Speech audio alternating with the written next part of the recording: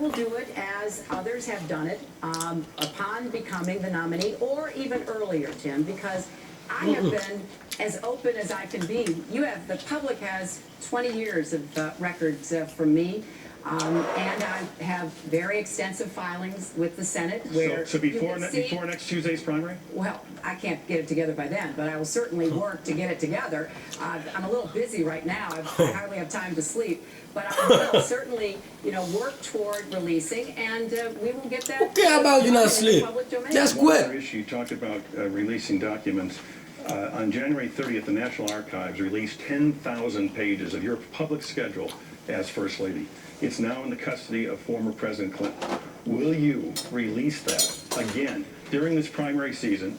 You claim that 8 years of experience. Let the public know what you did, right, who you met with those 8 years. Absolutely. I've urged that the process be as quick as possible. It's a cumbersome process set up by law. It doesn't just apply to us. It applies to everyone in our position.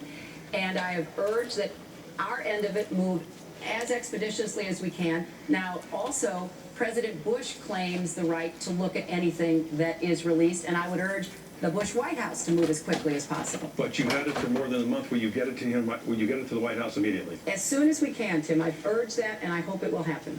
Senator Obama, one of the things in a campaign is that you have to react to unexpected developments. On Sunday, the headline in your hometown paper, Chicago Tribune, Louis Farrakhan backs Obama for president at Nation of Islam convention in Chicago. Do you accept the support of Louis Farrakhan? I have been very clear in my denunciation of Minister Farrakhan's anti-Semitic comments. I think they are unacceptable and reprehensible. I did not solicit this support. He expressed pride in an African American who seems to be bringing the country together. I obviously can't censor here, but it is not support that I sought, and we're not doing anything, I assure you, formally or informally with Minister Farrakhan. Do you reject his support? Well, Tim, I can't say to somebody that he can't say that he thinks I'm a good guy. I have been very clear in my denunciations of him and his past statements, and I think that indicates to the American people what my stance is on those comments. The problem some voters may have is, as you know, Reverend Farrakhan called Judaism gutter religion. Tim, I think I'm very familiar with his record as the American people. That's why I've consistently denounced it. This is not something new.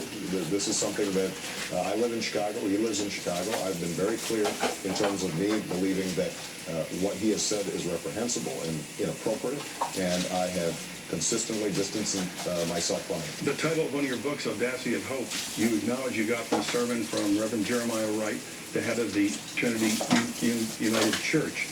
He said that Louis Farrakhan epitomizes greatness. He said that he went to Libya in 1984 with Louis Farrakhan to visit with Muammar Gaddafi, and that when your political opponents found out about that, quote, your Jewish support would dry up quicker than a snowball in hell. What do you do to assure Jewish Americans that whether it's Farrakhan support or the activities of Reverend Jeremiah Wright, your pastor, you are consistent with issues regarding Israel and not in any way suggesting that